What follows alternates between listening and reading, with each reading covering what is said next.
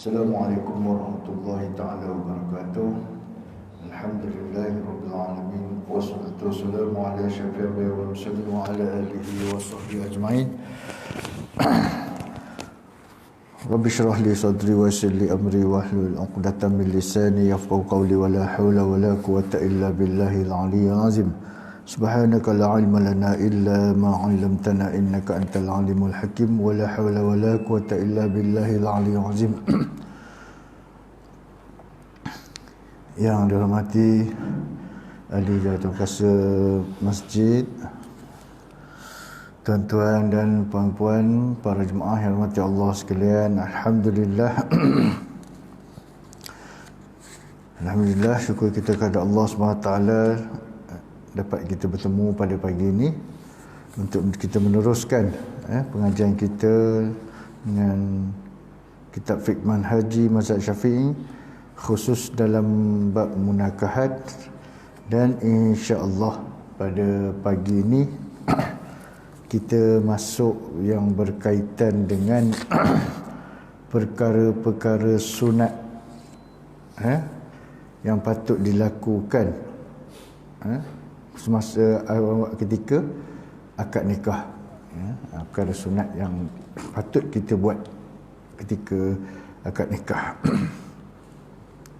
Orang kata bukan terus nikah je kan, duduk-duduk terus jalan, tak. Dia ada perkara-perkara yang sunat kita lakukan sebelum majlis pernikahan itu dimulakan. Disebutkan dalam kitab ni akad nikah mempunyai beberapa perkara sunat yang patut dilakukan untuk memuliakan akad tersebut, sebab akad pernikahan ni dia suatu yang syariat. Merupakan satu syariat yang kita boleh muliakan, kerana dengan pernikahan inilah dapat mengharuskan hubungan antara suami isteri, dan asalnya hubungan lelaki dengan perempuan ajnabi, yang bukan mahram adalah haram. Tetapi dengan pernikahan, dengan syariat pernikahan ini, maka kedua mereka halal, pergaulan mereka menjadi suami isteri. Jadi dia bila suatu perkara ibadat ni, biasanya dia ada perkara-perkara sunat yang mengiringinya. Antaranya, pertama, khutbah nikah. Sebelum akad diadakan, khutbah disunatkan bagi pihak suami atau wakilnya. Dalilnya ialah hadis yang diriwayatkan daripada Abdullah bin Mas'ud radhiyallahu anhu secara mauquf dan marfu'. Apabila seseorang kamu ingin berkhutbah kerana sesuatu hajat seperti bernikah dan lain-lain, maka hendaklah dia berkata demikian-demikian sehingga akhir hadis. So dia, kalau kita tengok khutbah, kita mula alhamdulillahil qail, tu dia perkara yang wajib ada dalam khutbah. Itu rukun-rukun khutbah tu. Pertama, puji Allah, selawat, lepas itu berpesan pada kaum muslimin. Itu antara rukun. Kalau tak ada, kalau imam hari Jumaat lupa baca, tu tak sah. Dia tulis muslimin wa Allah sekalian. Rasuah merupakan sesuatu yang dia tak ada baca, tu batal khutbah dia. Itu rukun khutbah tu, kena ada. Jadi apabila nak menikah ni, macam kita sekarang ni di sini, biasanya kita punya penolong pendaftar nikah lah, Pak Imam lah orang panggil kan. Pak Imam lah yang dia baca khutbah. Kalau ikutnya, dia kata khutbah ini disunatkan bagi pihak suami atau wakilnya. Jadi sekarang ni juru nikah tu kira jadi wakilnya lah. Kan, baca khutbah nikah secara ringkas. Tidaklah khutbah panjang, janganlah sampai kawan ni nak kahwin, yang Pak Imam ni pun, juru nikah ni pun bantai baca khutbah sampai setengah jam. Baca. Kalau saya ada kala saya baca buka buku, ada kala saya baca apa yang seringkas-ringkasnya. Kalau macam di nikah di pejabat tu, memang biasanya ringkas lah. Saya baca yang basic, alhamdulillah. Itu masuk ayat apa, ya ayuhan nasu taqu rabbakumul ladzi khalaqakum, itu hadis Nabi. Kemudian terus peringatan, tanggungjawab antara suami isteri, antara suami isteri, suami pada isteri, isteri pada suami, dan tanggungjawab bersama terhadap Allah SWT. Lepas tu selesai. Kecuali kalau macam majlis rasmi sikit tu, memang saya pakailah buku panduan, buku khutbah tu. Itu saya akan bacalah beberapa tempat, bukan semua, tapi ada tempat, bukan kat sini lah, tempat lain saya pergi, tapi dalam Selangor jugalah, dia punya juru nikah baca buku khutbah tu satu-satu, lepas tu dia pergi syarah pula. Jenuh dah pengantin tu tunggu punya dah lama kan, patut tak pandu dah, dia cuma baca je, ini baca ni, dan Nabi sebut ni macam ni, ni. Saya kata mak lamanya, sampai setengah jam kawan tu dah berpeluh-peluh tunggu kan. Ya, orang nak kahwin ni memang dia gelabah sikit kan. Patutnya kita bagi ringkas-ringkas. Biasanya kalau macam di pejabat agama, kita punya proses pernikahan tak lebih biasanya dalam 10 ke 15 minit sahaja. Tak ada melalut sampai 1 jam pun tak nikah. Ada 1 jam pun tak nikah lagi. Saya biasa jumpa. Tapi bukan di sini. Alhamdulillah sini punya juru nikah itu okey. Dua-dua lah. Di Rincing, Bandar Rincing. Alhamdulillah. Ada tempat lain. Dia tengok, saya tanya bila dah mula ni? Tadi mula pukul 9. Ini kat pukul 10 tak habis lagi. Kita pun pergi, dia duduk sebelah Pak Imam tu. Assalamualaikum Pak Imam. Panjang lagi khutbah. Dia tengok. Dia saja buat jahat. Dia tengok saya keluar je tu. Tunjukkan. Okeylah, tak apa, kita pilih. Panjang sangat. Sampai 1 jam apa benda kan. Kesian orang nak nikah. Okey, so sunat khutbah nikah ya. So ada wakil pihak suami, pihak suami yang wakil daripada pihak suami ataupun wakilnya baca. Dan kedua, mendoakan kebaikan untuk kedua-dua pengantin. Sunat mendoakan kebaikan untuk pengantin ketika majlis perkahwinan ini. Ya, berdasarkan hadis yang diriwayatkan oleh Abu Hurairah radhiyallahu an, apabila Nabi sallallahu alaihi wasallam mahu mendoakan seseorang ketika berkahwin, baginda berkata, barakallahu laka wa baraka alaika wa jama'a bainakuma fil khair. Ini kalau rasa tak ingat tu lagu Mahizin tu. Itulah dia. Doa ni yang dia buat tu. Kan? Barakallahu lakum, tapi dia tu itu tu untuk boleh tukarkan domir kepada dua. Barakallahu lakuma wa baraka alaikuma wa jama'a bainakuma fi khair. Tak ada masalah pun, bukan kita tukar hadis, dia jadi satu doa. Ya, asal dia ialah barakallahu lak wa baraka alaika wa jama'a bainakuma fil khair. Ini kalau kita jumpa pengantin, ini yang kita ucapkan, ya. Kita ucapkan. Ini menjadi yahu sonok. Tak kena kan. Tengok ada video-video dia upload kan, bila habis sah tu jerit pengantin tu. Patut dia pun alhamdulillah syukur tu nampak jangan dah ni sampai menjerit dalam masjid. So tetapi kita yang hadir, ya, yang menyaksikan, kita bacalah doa ni, barakallahu laka wa baraka alaika wa jama'a bainakuma fil khair. Kalau nak ucap sekali dua-dua pengantin tu dah ada pun, barakallahu lakuma wa baraka alaikuma wa jama'a bainakuma fil khair pun boleh, tak ada masalah tu ya. Kalau terlupa lirik, dengarlah lagu Mahizin tu. Itulah lirik dia. Apa maksud dia? Semoga Allah memberkati untuk kamu. Semoga Allah memberkati atas kamu. Semoga Allah menghimpunkan di antara kamu berdua dalam kebaikan. Itu doa kita yang sepatutnya pada kita punya pengantin. Ya. Dan yang ketiga, menghebahkan akad nikah dan melahirkan kegembiraan dengan memukul gendang.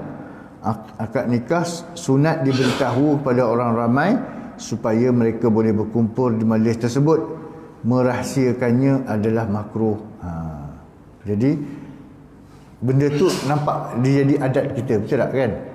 Bila ada kahwin biasanya ada main rebana, main kompang lah. Itu benda-benda sebenarnya memang dah dibuat daripada perkara tu perkara sunat sebenarnya, ya. Sebab apa? Dia menghebahkan akad nikah tu beritahu, oh ada orang kahwin kat sini, ada orang nikah kat sini, ya. Dan melahirkan kegembiraan tu dengan memukul gendang. Jadi kita biasanya kita panggil lah kumpulan rebana mana kan, main kompang ke apa ke, datang. Jadi sambut pengantin, jadi orang semua tahu kan. Itu sebenarnya asal usulnya adalah perkara sunat yang dibuat. Akad nikah sunat diberitahu kepada orang ramai supaya mereka boleh berkumpul di majlis tersebut. Sebab itu kalau kita di sinilah dan adat orang kita lah, biasanya kalau kenduri kahwin tu, kalau saudara mara dia memang wajib panggil semua. Jiran tetangga yang ada kan kita panggil. Jemaah-jemaah masjid yang hadir kita panggil. Itulah kita punya, orang kata kita punya orang ramai yang ada sekeliling kita kan. Kenapa merahsiakan perkahwinan itu adalah makruh? Ya, merahsiakannya adalah makruh. So kahwin ni biarlah orang ramai tahu, supaya satu, jangan timbul fitnah kan. Tengok tiba-tiba dah jalan berdua dah, Pak Haji ni hari tu seorang dia.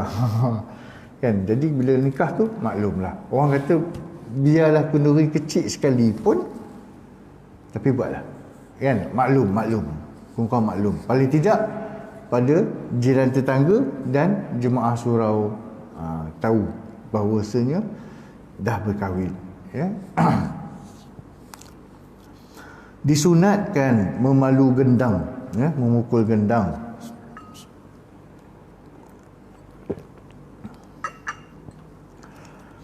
Disunatkan memalu gendang serta melakukan nasyid yang mengandungi makna yang baik bagi melahirkan kegembiraan. Betul tak? Kita kalau kita sini pun duk pukul kompang tu selawat biasanya kan.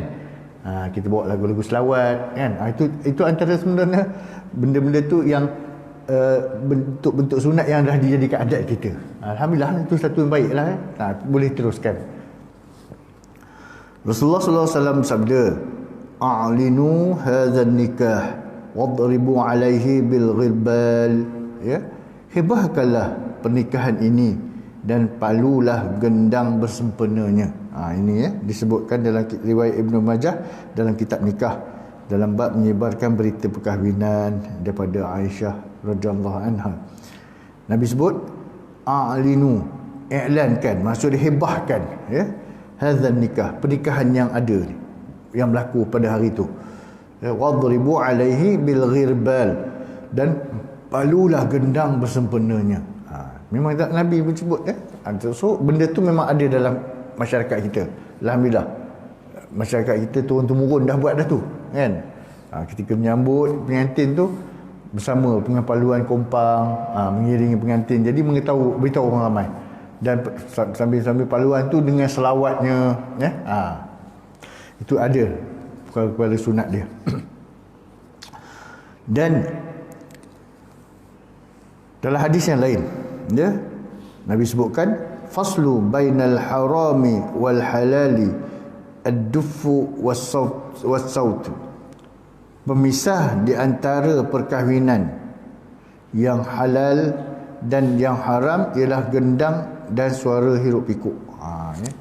Jadi nak ceritanya, kalau perkahwinan nak beritahu orang tu, maksudnya pasangan ni memang menikah dengan cara sah, maka disambut dengan kegembiraan, dengan kegembiraan, dengan bergendangnya, dengan riuh ramai, suara orang ramai yang mengiringinya kan.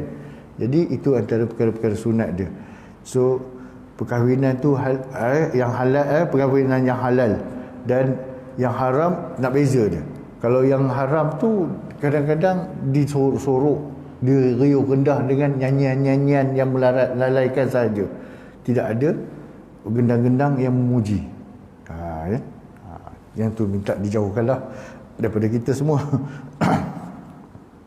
Dan dalam hadis lain sebutkan a'linu hadzal nikah waj'aluhu fil masajid wadribu alaihi bid-dufuf, ya, sebarkanlah berita perkahwinan ini, lakukanlah ia di masjid, dan palulah gendang kerananya. Jadi Sebab itu ya, antara perkara sunat ya, ketika nak akad nikah di masjid. Di masjid ya. Tapi ada juga nak juga kat rumah sesak. Saya bukan biasa pergi kan, rumah kecil, nak juga akad nikah kat rumah bersesak, kita nak duduk Allahu Akbar. Yang tak berkenaan pun nak menempel ramai-ramai ni, sampai kita nak menapis ni payah ni. Kalau rumah tu besar, lapang macam masjid tak apa. Rumah kecil, itu situlah pelaminnya, situlah barang hantarannya, situlah makcik-makcik, mak lang, mak ngah apa semua, pak long longgok dalam tu. Tak rimai ke. Kita duduk tu cukup-cukup je. Nak kalih kiri tak boleh dah, langgar hantaran. Kan? Jadi apa yang disebutkan dalam hadis ni ya, dia kata sebarkanlah berita perkahwinan, lakukanlah ia di masjid. Jadi sunatlah kalau akad nikah di masjid ni ya, satu perkara yang sunat dilakukan. Dan palulah gendang kerananya ya. Kita juga disunatkan menzahirkan kegembiraan dan keseronokan dan berhibur dengan hiburan yang berakhlak dan jauh daripada dosa. Ya, tak salah ketika ada diiringi dengan hiburan, sambil-sambil orang makan dialurkan dengan lagu-lagu yang tidak melalaikan. Ya, biasa kita pergi kan, ada lagu ni yang tidak melalaikan, hiburan yang berakhlak dan jauh daripada dosa. Zaman-zaman dulu tahun 70-an, ya pelik. Siang kahwin, malam ada kampung je ya. Kan kampung dulu saya ingat. Joget lambat tu wajib. Malam je mesti ada. Kan, mana-mana ada malam mesti ada. Tak tahu. Saya ingat saya kecil ni waktu tu sekolah rendah lagi kan. Bila balik kampung, tengok pergi kenduri rumah sebelah, orang sebelah rumah tok saya, kenduri malam ada joget lambat. Ada band datang malam. Itu boleh kata itu dah budaya. Tapi alhamdulillah sejak akhir-akhir ni benda tu dah tak ada dah. Kan. Siapa yang 60 ke atas 70 tu memang biasalah zaman tu rasalah kan.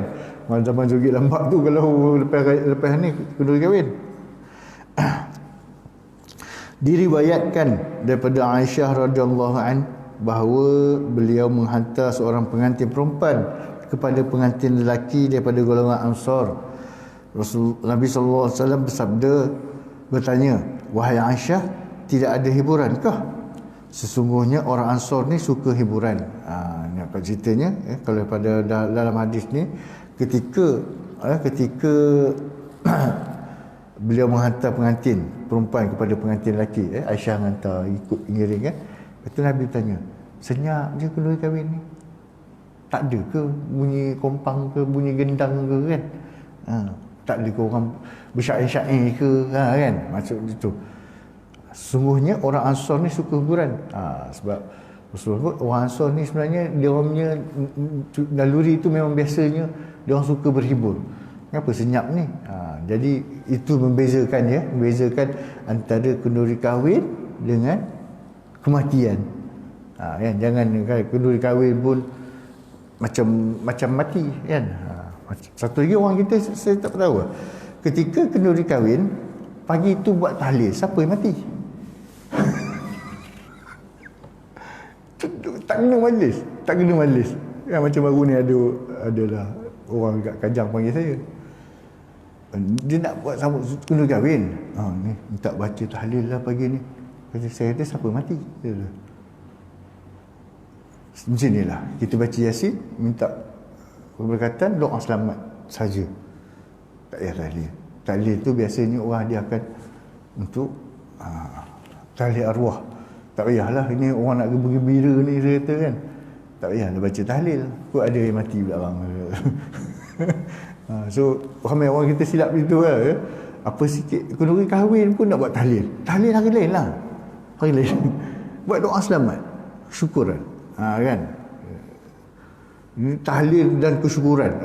Dah tahlil itu syukur pula. Kan, orang buat kalau majlis kesyukuran. Baca Yasin tak apalah. Kan, itu kita orang kata dia punya utama dia. Buat doa selamat. Ya, kalau anak Contoh, anak nak sambung belajar, buat tahlil. Saya buat, apa nak berkaitan budak ni nak sambung belajar dengan ambil tahlil? Kan? Kalau macam tu, buat doa selamat kesyukuran. Doa selamat kesyukuran kita samalah tu. Ya, kita kena bezakan lah kalau nak buat. Nak tahlil, buatlah tahlil khas. Kan? Masjid kita boleh buat. Biasanya tahlil ni biasanya baca Yasin malam Jumaat, kan? Malam Jumaat lepas baca Yasin terus buat tahlil. Untuk inilah arwah keluarga kita, diri kita semua jemaah. Okey. Kalau biasa kat rumah ni, kalau majlis kenduri jangan disebut tahlil lah. Ya, kalau kenduri kahwin jangan disebut tahlil. Buat doa kesyukuran. Baca Yasin dan doa kesyukuran. Doa Yasin tu memang untuk segala hajat lah, kan. Itu diiringi dengan doa kesyukuran, doa Yasin dan doa kesyukuran. Mudah-mudahan ya Allah menggunakan keberkatan di situ, ya. Walau bagaimanapun nyanyian yang gila-gila orang kata, ya, yang terpekik terlolong, yang membawa kepada maksiat dan kejahatan, menceritakan pasal kecantikan, membawa fitnah dan membangkitkan hawa nafsu, tidak ragu-ragu lagi ia adalah haram di majlis perkahwinan dan juga di tempat lain. So dia punya maknanya natijah dia dulu yang joget-joget lambak tu memang haram lah, kan. Kita orang kita tak ada kesedaran lagi waktu tu, ya. Alhamdulillah, mudah-mudahan sekarang ni dah tak ada dah benda-benda tu. Nasib baik benda tu tak jadi adat. Kan. Jadi jauhkanlah perkahwinan, kenduri kahwin kita tu daripada perkara-perkara yang boleh menimbulkan fitnah yang besar ni, ya. Menyanyi terpekik terlalak, ya. Nyanyian, ada nyanyian tak ada masalah, tetapi nyanyian yang orang kata tidak melaraukan. Ada yang menyedarkan, ya.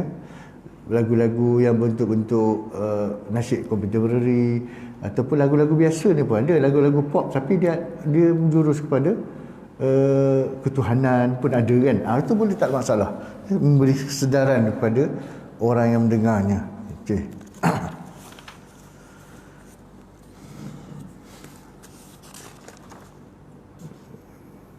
Okey. Yang keempat, ini untuk pengantin, ya. Membaca doa semacam yang tadi tu 1 2 3 tu untuk kita lah, kita yang melihat pengantin. Masuk yang keempat ni dia dah untuk pengantin, ya. Membaca doa semasa melakukan persetubuhan. Suami disunatkan membaca doa semasa bersetubuh dengan isterinya atau sewaktu berazam untuk bersetubuh, iaitu bismillah Allahumma jannibna syaitan wa jannibish syaitana ma razaqtana. Dengan nama Allah, ya Allah, jauhkanlah kami daripada syaitan dan jauhkanlah syaitan daripada rezeki, yakni anak yang engkau berikan kepada kami. Baca doa ni, sunat baca doa ni. Berapa bagi siapa yang tidak membaca doa atau menyebut nama Allah ketika melakukan ni, ya, dia akan bersama-sama dengan syaitan. Kan, bila dah sama-sama dengan syaitan tu, kalau lahir zuriat tu jenis degil, jenis apa, malas, jenis tak nak dengar cakap mak bapak, jangan salahkan anak. Ingat-ingat balik, kan, mak bapak yang tak baca doa, dia turunlah tu, ya. Sabda Rasulullah sallallahu alaihi wasallam, "Lau anna ahadahum idza arada an ya'tiya ahlahu qala bismillah Allahumma jannibna syaitan wa jannibish syaitana ma razaqtana fa innahu in yuqaddar bainahuma waladun fi dhalik lam yadurruhu syaitanun abada." Jika seseorang lelaki ingin menyetubuhi isterinya dan dia berdoa dengan nama Allah, ya Allah, jauhkanlah kami daripada syaitan dan jauhkanlah syaitan daripada rezeki yang kamu berikan kepada kami. Jika ditakdirkan dia mendapat anak hasil persetubuhan itu, maka anak itu tidak akan dimudaratkan oleh mana-mana syaitan selama-lamanya. Tadi saya sebut tadi tu, kan, bila tak baca doa ni, So, syaitan tu dia boleh mudarat, dia join sekali gitu. So dapat anak nanti, kalau anak tu degil perangai macam syaitan, jangan marah anak. Salah siapa? Dia punca dia kan. Siapa yang buat anak tu? Mak bapak yang tak baca doa. Na'udzubillah ya. So dalam kurang-kurangnya bismillah. Cukuplah. A'udzubillah minasyaitonirrajim. Kan? A'udzubillah minasyaitonirrajim pun jadi. Kalau tak ingat doa ni. Kan? A'udzubillah minasyaitonirrajim. Buatlah ya. Dan yang kelima, mengadakan walimah, iaitu kenduri kahwin ya. Mengadakan kenduri kahwin adalah sunat ya. Kita akan bincangkan perkara ini lebih terperinci. Maksud walimah, apa yang dikatakan walimah tu ya. Walimah berasal daripada perkataan al-walmu, iaitu perjumpaan. Maksud dia perjumpaan ya. Asal perkataan dia al-walmu, iaitu perjumpaan, dan dinamakan walimah kerana perjumpaan antara dua pengantin tadi tu, pengantin lelaki dan pengantin perempuan, pertemuan dia. Jadi sebab itu dikatakan walimah ya.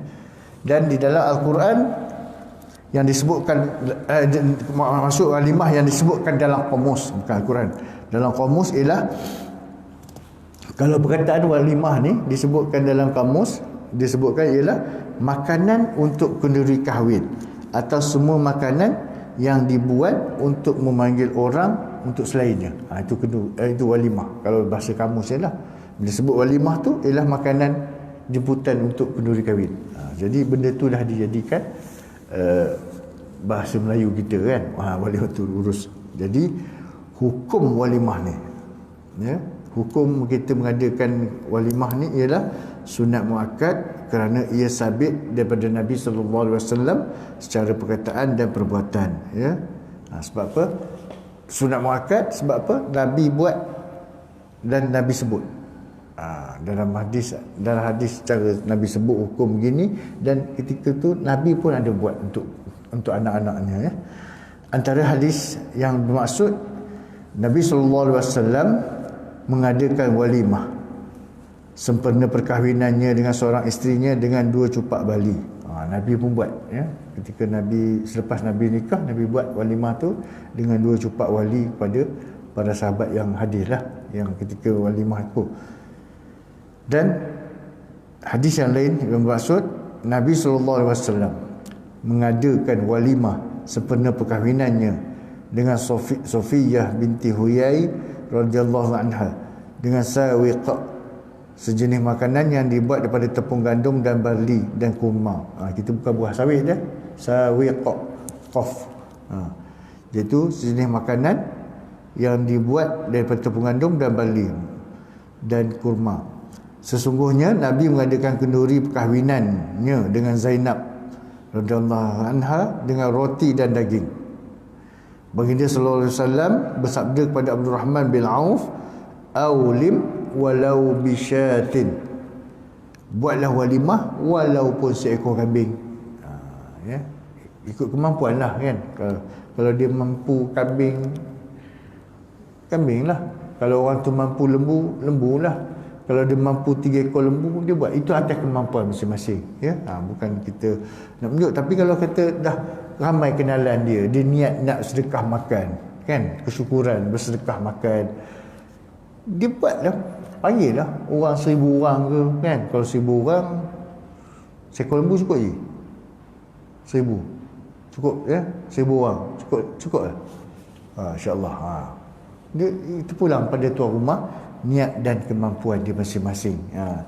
Cumanya janganlah sampai kita bergolok gadai kan. Apa yang zaman sekarang ni, bergolok gadai sampai 130,000 terpaksa buat pinjaman, nak habis bayar. Itu janganlah.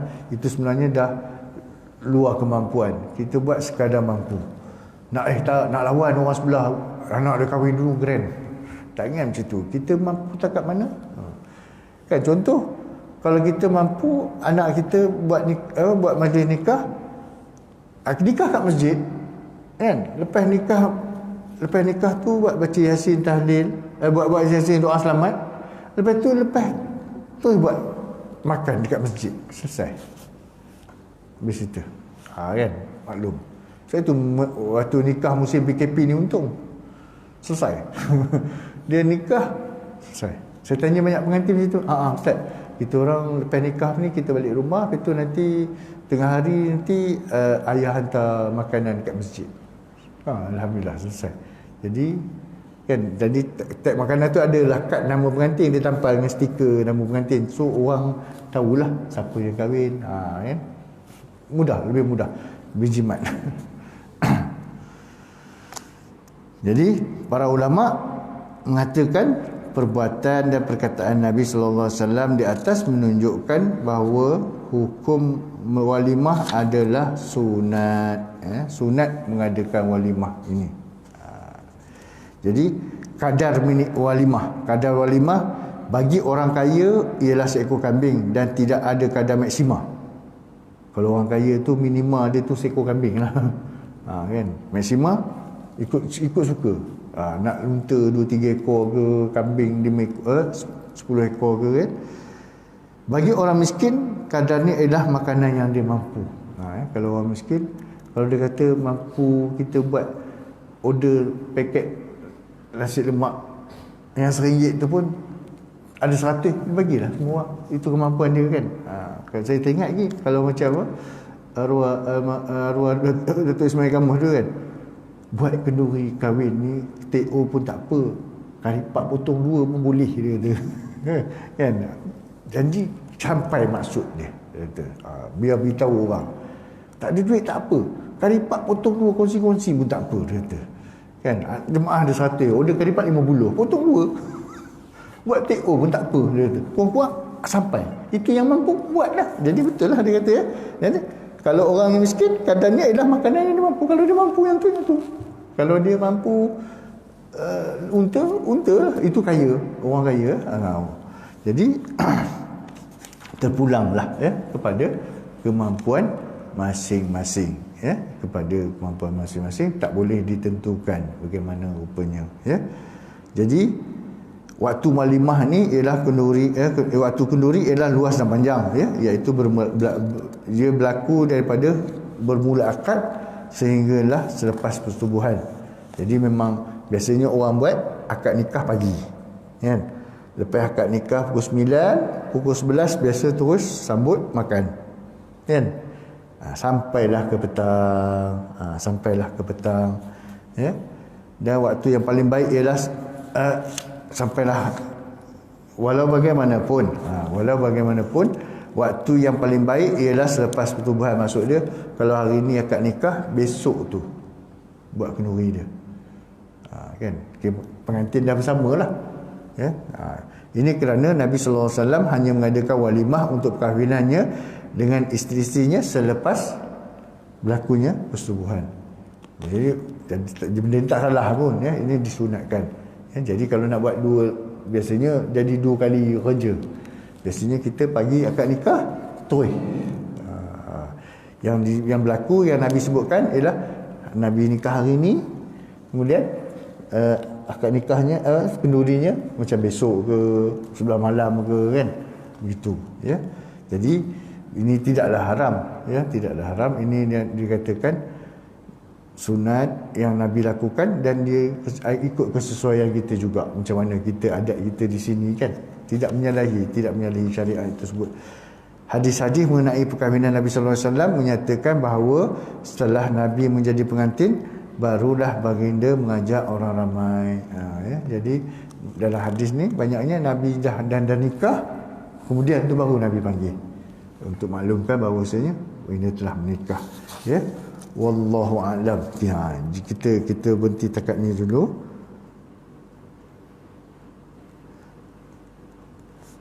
Ada apa-apa tuan?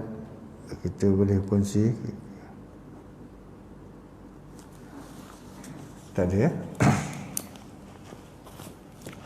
Bismillahirrahmanirrahim. Alhamdulillahirabbil alamin wassalatu wassalamu ala syafi'il anbiya'i wal mursalin wa ala alihi washabihi ajma'in. Allahumma faqihna fid din wa 'allimna ta'wilah. Allahumma shrah bil Qur'anil 'azim sudurana wa 'azzim bihi ujurana wa hassin bihi akhlaqana wa nawwir bihi qulubana wa quburana ya Allah ya Karim bi rahmatika ya arhamar rahimin. Wa sallallahu ala sayyidina Muhammad wa ala alihi washabihi wasallam. Alhamdulillahirabbil alamin. Wassalamualaikum warahmatullahi taala wabarakatuh.